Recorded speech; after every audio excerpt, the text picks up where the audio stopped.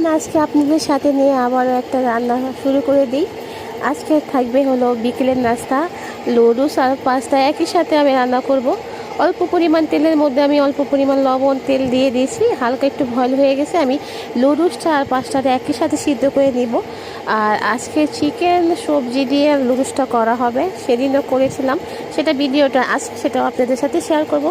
তো hello everyone, আসসালামু আলাইকুম। আবারও নতুন একটা ভিডিওতে আপনাদের ওয়েলকাম জানাচ্ছি। আপনারা সবাই কেমন আছেন? আলহামদুলিল্লাহ, আমিও ভালো আছি আপনাদের দোয়াতে। আর এই তো আজকে নাস্তাটা রান্না করবো আপনাদের সাথে নিয়ে। আবার এই যে বয়েল হয়ে গেছে, এখন আমি এটাকে একটা ছাঁকনির সাহায্যে আমি ছেঁকে নিব। আর আমি অল্প পরিমাণ গাজর আর ফুলকপি আর স্যাম এগুলো আমি সিদ্ধ করে রেখেছিলাম।